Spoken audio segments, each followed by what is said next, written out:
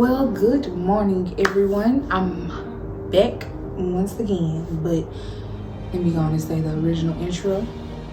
So, hey, it's your girl Tay, and welcome back to my channel. And here I give you your healthy dose of big sister advice. That way you can make the changes that'll progress you for your highest and greatest good. And if that resonates with you, please click that like button, tap subscribe, and hit that bell so you'll be notified of every time I post. Now let's get into the video. So, y'all excuse my voice. I'm up pretty early. Well, really I woke up at 5, but I'm getting this to y'all really early and my allergies acting up, so that's why my voice sound like that. But yeah, today as we trucking along with our reflection series, I'm going to be talking about a topic that can be kind of touchy, but it's very needed at the same time, because so many people today absolutely don't do this, and they would be very much far along if they did. So the topic we're talking about today is, let me get my mind together, and if y'all see me looking down at my phone, I'm just referencing my notes, so please pay that no mind. But we're going to be talking about today journaling for clarity and how to reflect to heal your inner child. So if that sounds like something you might like, please stay tuned for the rest of the video. And yeah, click that like button and subscribe and share. So first and foremost, as I said, so many people, especially grown adults today, really need to do this, because when you trying to work towards personal growth or growth period, that childhood that y'all so much trying to run away from plays a big part in the decisions and the things you have done present day in your life. And if you have old mindsets or old beliefs, or anything lingering on the negative side of things, and I mean, it could even be on the positive side of things, but most of the time the negative tends to come out. And I hate to say it like that, but it does, because we're operating from a place of hurt, fear, and jadedness in a sense. So those things tend to affect how you make decisions in your adult life, because you're still making decisions from your past life, from your childhood.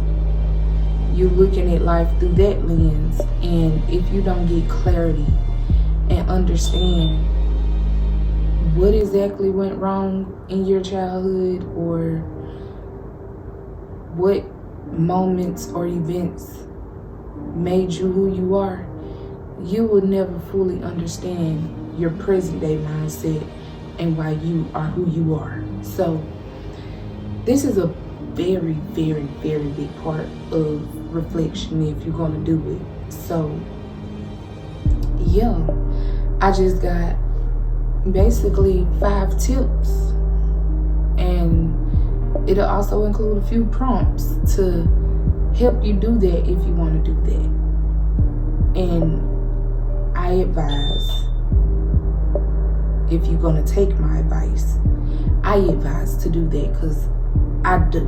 Like, me personally, I'm not telling you nothing I don't do in my own personal life, and I've also been doing very consistently now to get me results that I've been getting. So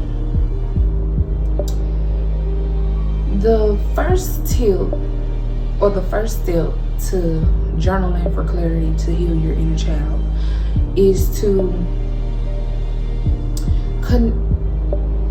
however you choose to do it, but this is just how I worded it, connect through your inner child with passion writing.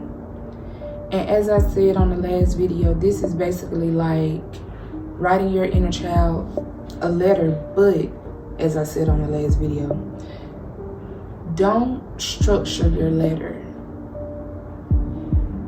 Basically, free write and speak with a sense of compassion and a sense of care, like the person you would want it to speak to you back when you were a child, when you were younger, back then, if you didn't have that. Speak how you want it to be speak to then in your letter. And just an example, you could be like, dear, your name, I know you're feeling blank emotion right now, but I want to let you know that everything is okay. And, you know, whatever else after that. Or it can also go as, you could speak in terms of like this, dear, your name, what do you need right now to feel loved, cared for, and at your best? Write that, and then whatever the words that come up in your head is the response.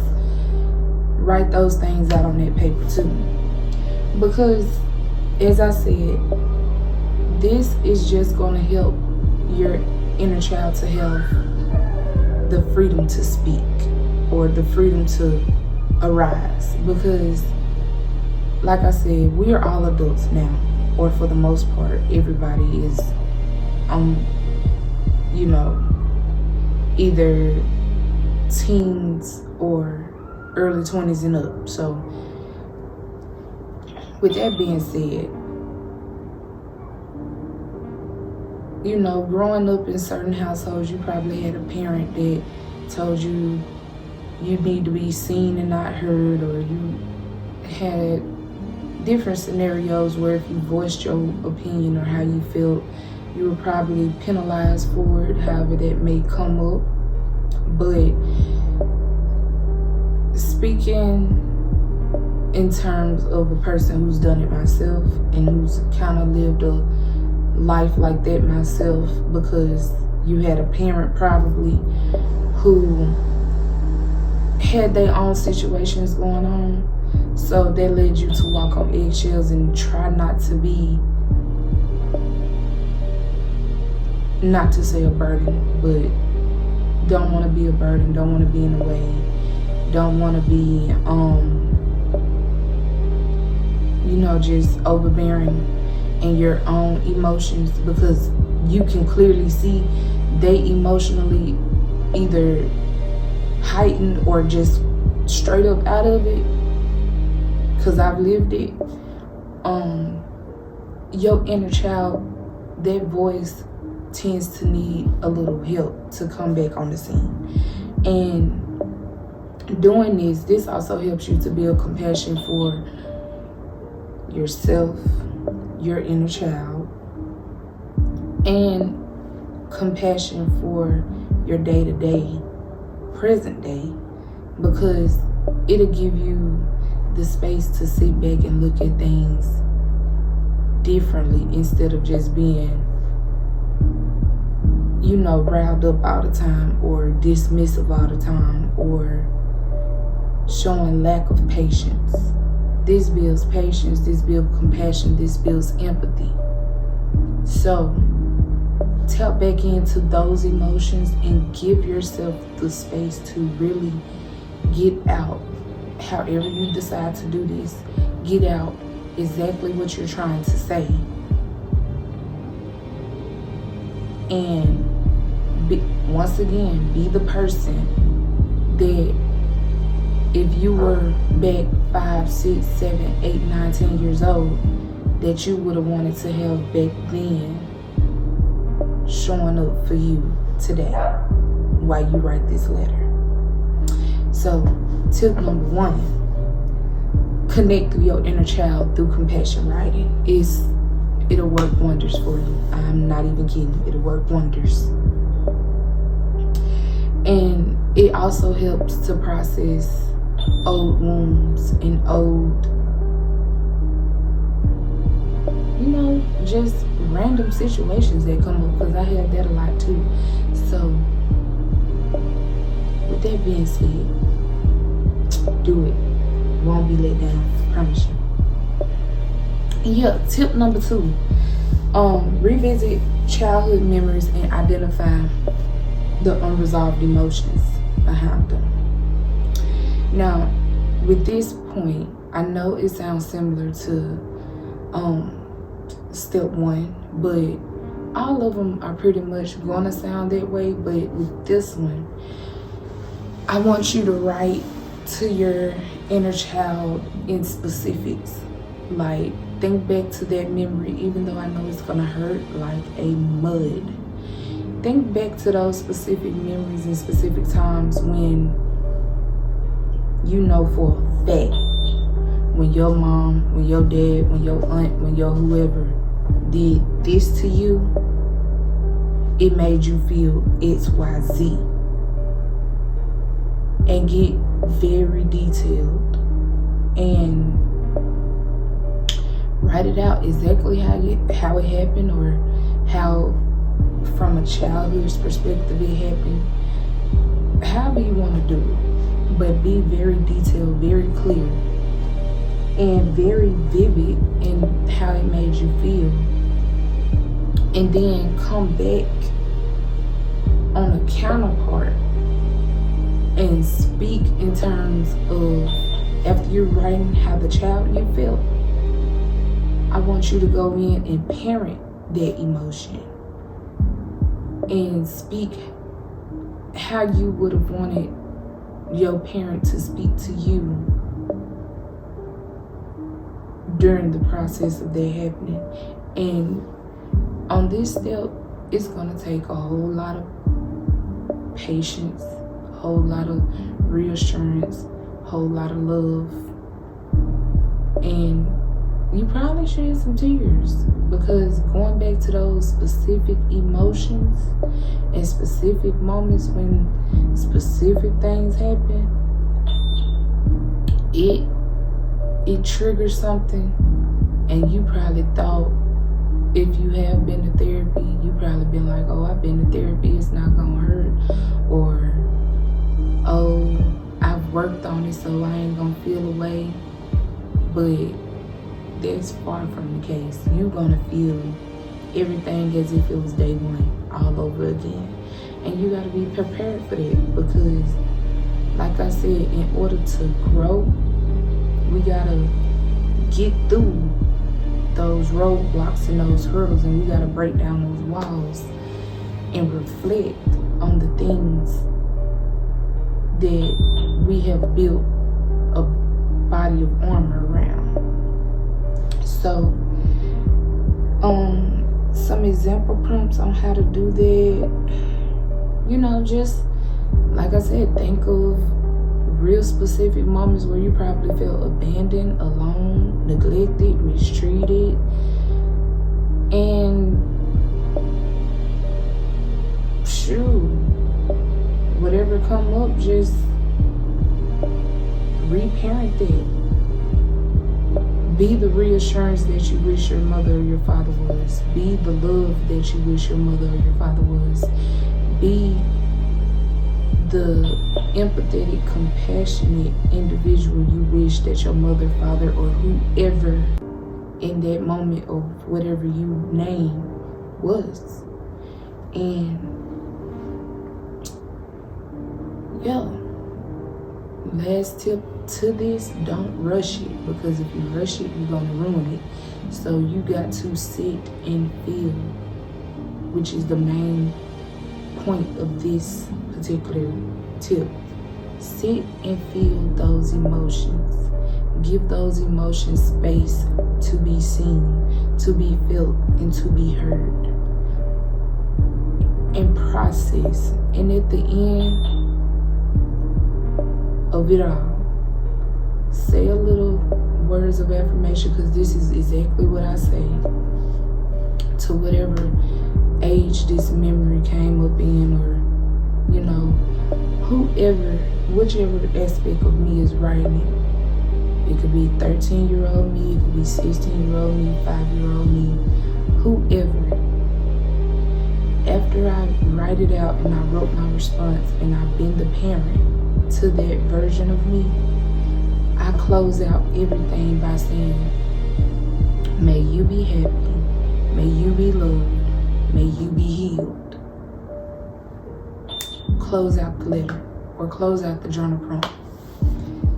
And even when I go to sleep, after I've done this, or however many times I need it, if it still feel that tinge of emotion that's like, ooh, I still hurt a little bit, I say that over and over and over and over and over.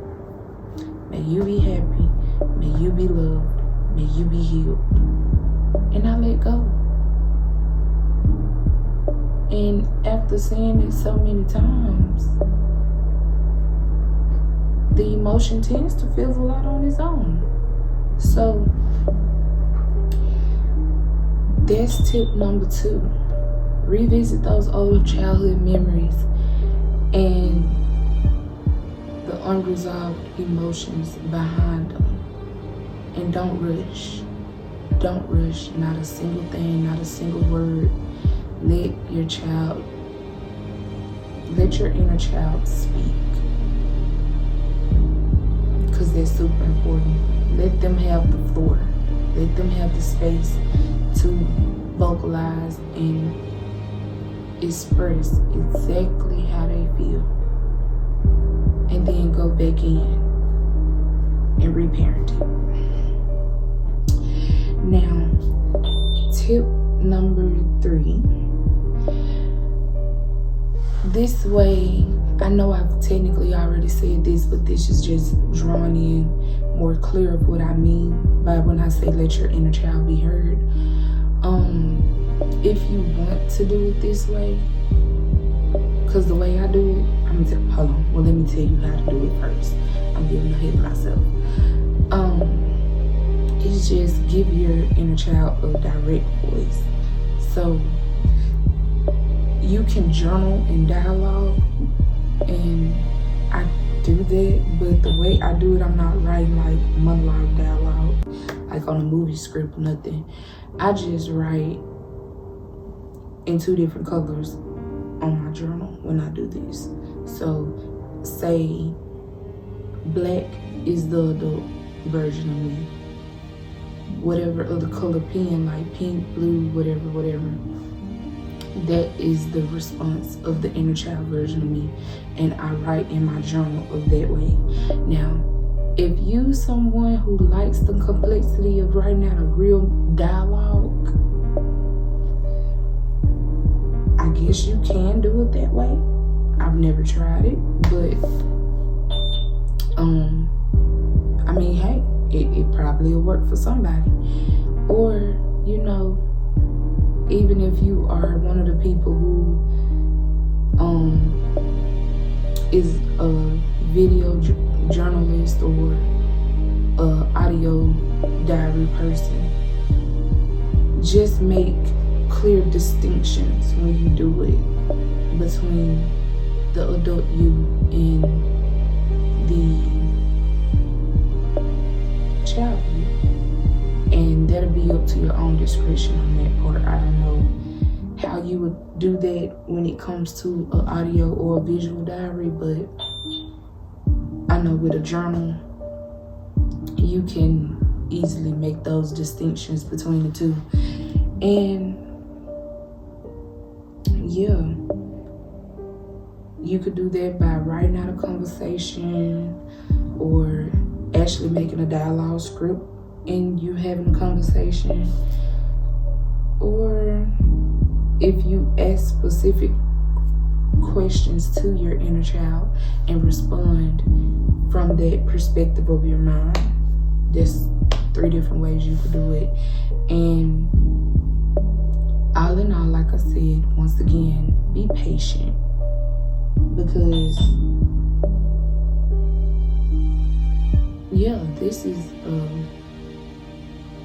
this type of inner work very, very, very, very, very relaxing sometimes on the emotions when you have to go back. But as I said, this whole month we talking about reflection, so you're gonna have to look back in order to move forward. So just keep that in mind. And then also, especially in this part, be supportive, because once again, be the person you wish you would have had back in the day when you was a child. Because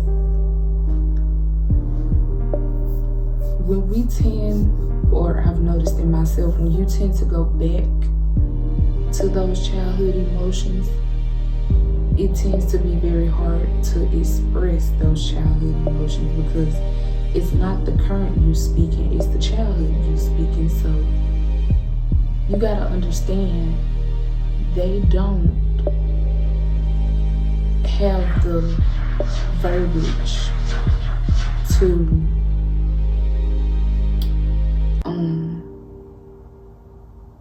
they don't have the verbiage or the emotional intelligence or capacity at that point that you're going back to, that you now have in the present. So just remember, be supportive, be patient, be kind, and through it all, be loving. And you will get through this very, very easily, very simple, and you will go far. Now, tip number 4, this is going back into the mindset of your inner child. And with this, you basically want to acknowledge and reframe beliefs from your childhood, because believe it or not, the beliefs we get as a child are the beliefs we have as an adult. And you gotta understand, a lot of our parents was raising us from a lack or poverty standpoint. They were raising us from a fear or a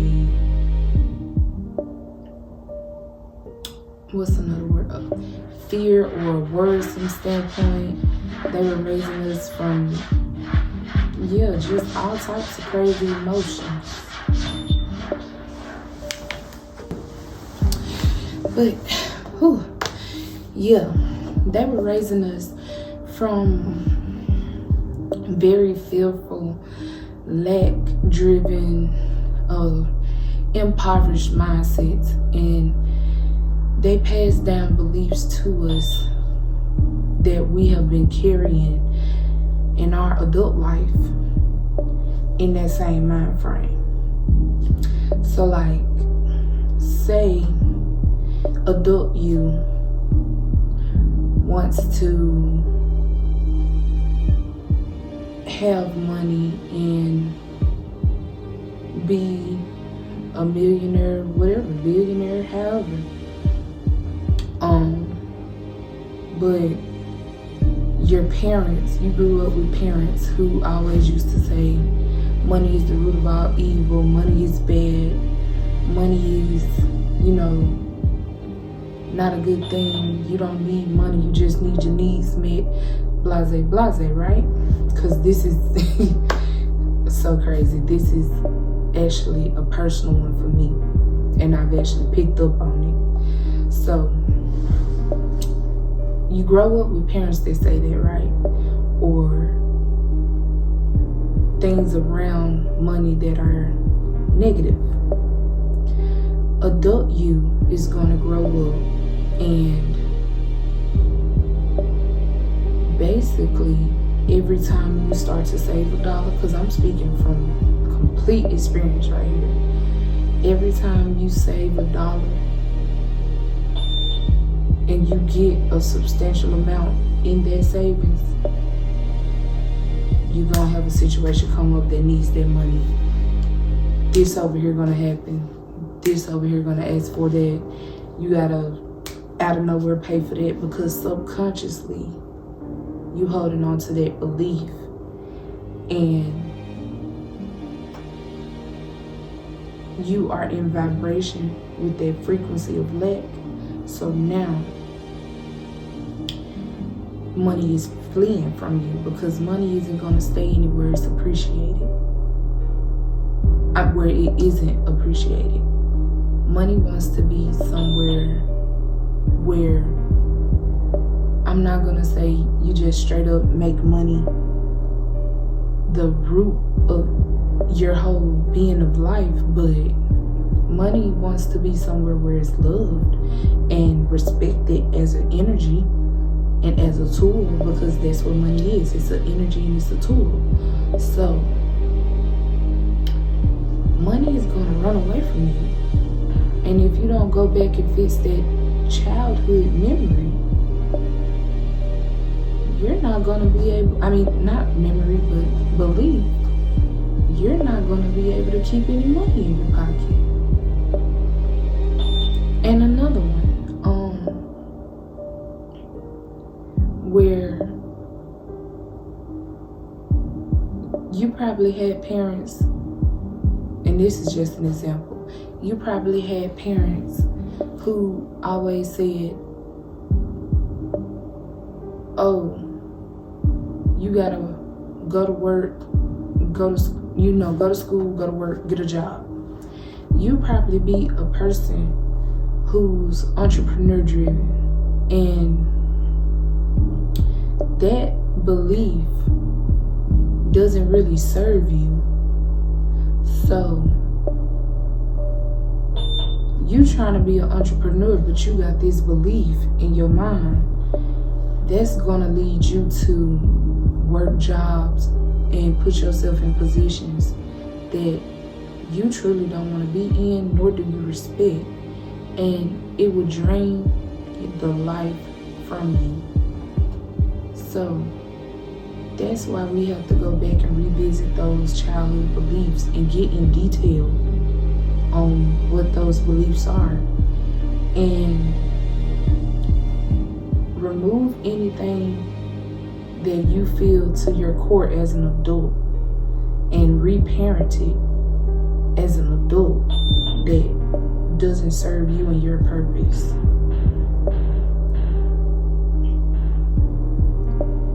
And also, that will create space where you can let the things that do serve you and do benefit you and do align with you as a person into your life. So, tip number 4, acknowledge and reframe the old beliefs, the old negative beliefs. But I'm going to take it a step further and say all beliefs that don't serve you. Now, I'm not telling you to abandon your morals, because keep that, but if you feel it's not conducive to you as a person, have at it. But everybody know right from wrong and wrong from right. And I will also even say right and wrong is not black and white, but morally, you know what you agree with and what you don't. So be smart, think smart. That's all I can say.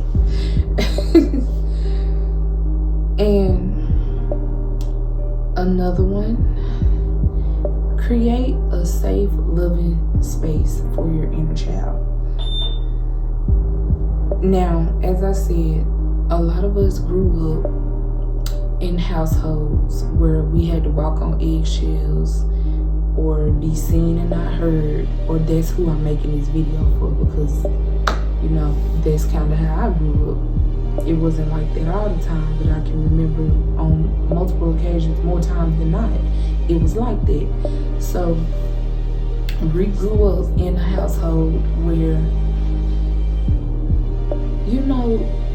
it was just high intensity environments, and that led some of us to be people pleasers, that led some of us to have anxiety, that led some of us to, have real deal mental ailments going on from the stress and the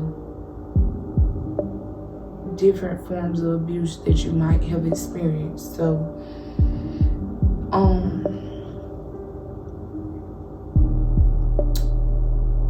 Basically, create the space that you would have wanted to grow up in the now. And while you revisiting with your inner child, make that space very, very apparent to them. That way they can thrive, because the whole purpose of reflection, shadow work, whatever you want to call it, the whole purpose is to get all these aspects of yourself in alignment and on one accord. And if you are over here operating from adult you, and you got this type of environment going on that's very, beneficial to the adult you, but your shadow self and your inner child can't really thrive in that, you need to learn how to reframe that and make a coexisting environment for everyone to thrive and be alive. And then you will see the growth and success and just a boost in your everything, your confidence, your self-esteem, your every single aspect of your life. You will see it go up because everything is in harmony. Like, when you have no clarity on what we're doing and how we're doing it, you have no harmony. And what that breeds, dysfunction. So you have to create a safe, loving environment for your inner child. Create the environment that you would have wanted to have as a kid that you didn't. And to find out what that is, journal about it. Ask your inner child, hey, what do you need to thrive at your most positive and highest form? Write the response. Or what do you desire to have that you didn't as a child? Write the response. And write freely. Don't try to structure your writing. I can't stress that enough. Write freely. And let the emotions pour. Let the feelings pour. And then you will know how to coexist and even compromise on certain things for the betterment of yourself, because this is all for you. You are learning how to create everything in all aspects of life that you need. Write that down and then work to create that environment in your home, in your everyday life, and watch how better you be. Just saying. Watch how better and how much you make progress on the things that you've been trying to do for years and couldn't. Just saying. Just the messenger. And now, my last and final tip. And this is one I'm still working on, because I'm still writing out different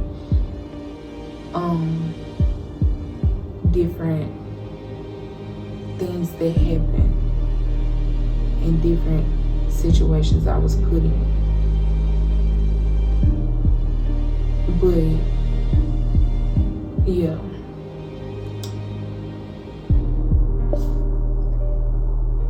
forgive yourself and others from your childhood.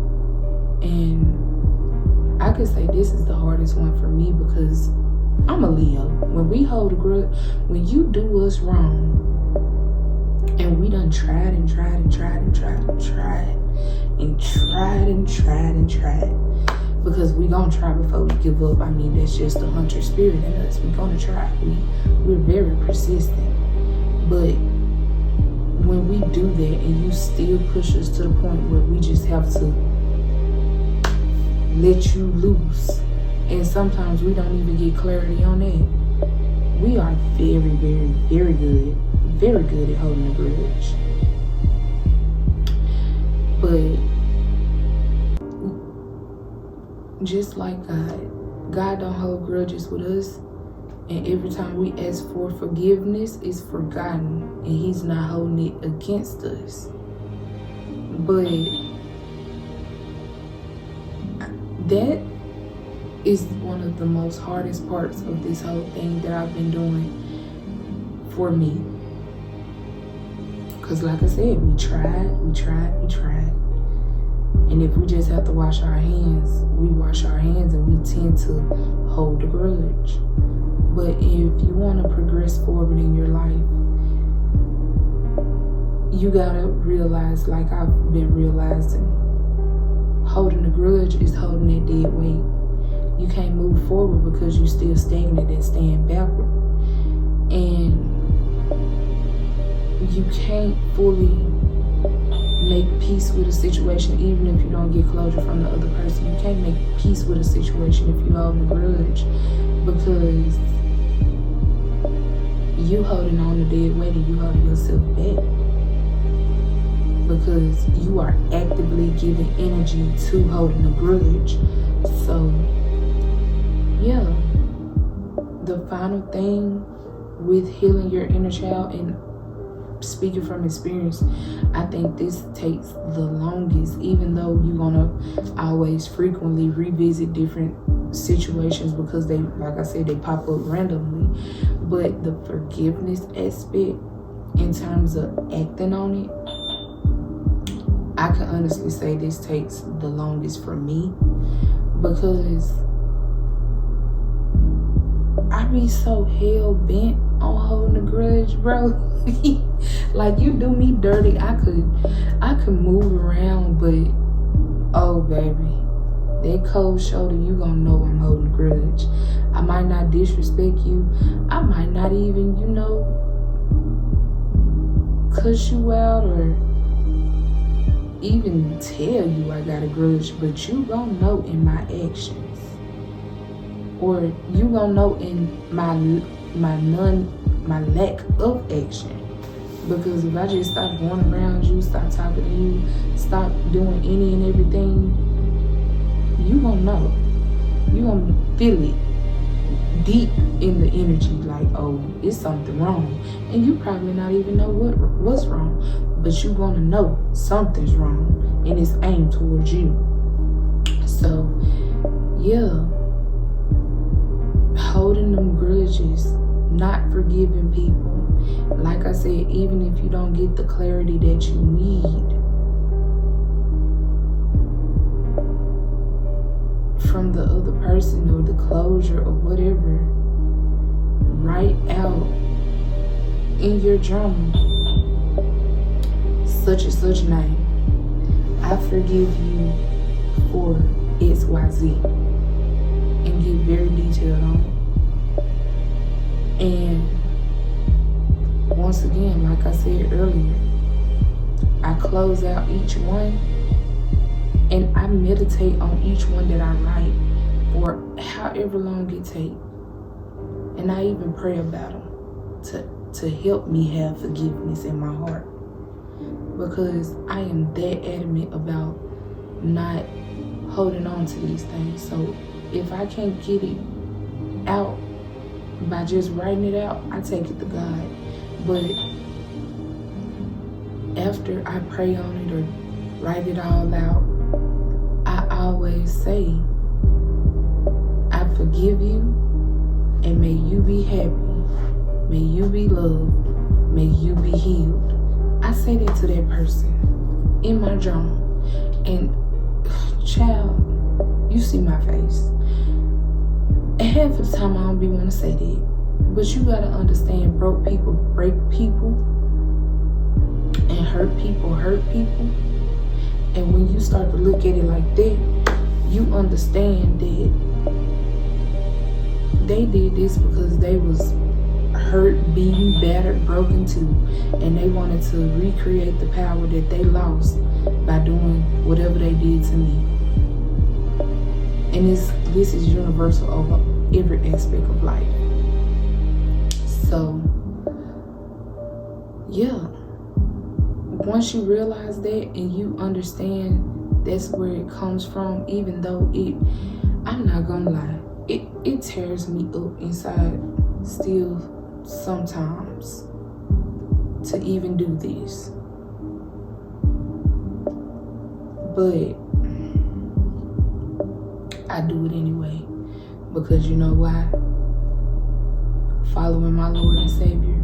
He's a God of love. He's a God of kindness. He's a God of forgiveness. He's a God of mercy. And also thinking on the woman who I want to be. She's not a woman that holds grudges. She's not a woman who goes tit for tat. She's not a woman who's petty. She's not a woman who's holding and harboring negative energy. She's a very positive, bubbly, airy, confident woman. And an airy, confident, positive woman isn't going to be holding grudges in her heart. So I do those things, and I say that every single time, and I do it just like I said earlier in the video, however many times needed until that tinge of pain in my heart subsides. And I feel those emotions, and I sit with those emotions, and I let the emotions have space, time, and opportunity to be expressed, felt, seen, heard, and given their space until I can let them go. And once I let them go, I'm not constantly bringing it up. That's another part. If you want to forgive it, you can't bring it up later on down the line. If you gotta forgive it, especially if you can't get the closure from the other party, if you gotta make forgiveness with it, make forgiveness with it. Write it out, cry it out, pray it out, whatever you got to do, affirmation it out. But once you get it all out, don't bring that back up 2-3 years, months, decades later. You forgave it. And if you ain't forgave it, don't even try to, what's the word? Because I don't want to say don't exercise this activity on it, because I do want you to do that. But I would say put them in order from greatest to least, if that's the case. If you're not ready to attack it right now, don't. Because that's probably one you just can't do right now. But eventually, once you get the backbone and the strength where you feel like you could do it, do that. And get it all out. And like I said, once it's forgiven, let it be forgave and forgotten. And I'm not saying in the terms of you done threw it out your mind, but let it be forgotten as in, oh, I'm not going to be throwing this back up in your face, or I'm not going to be letting it run and narrate my life because I'm still holding on to that hurt and that emotion. It's forgiven, it's forgotten. But yeah, that was everything I had for you guys today. And if you felt this content resonated with you, please hit that like button, subscribe, and share for it, and send this to anyone you may feel it'll benefit. And if you made it to this point of the video, please type in 444. That's their divine protection.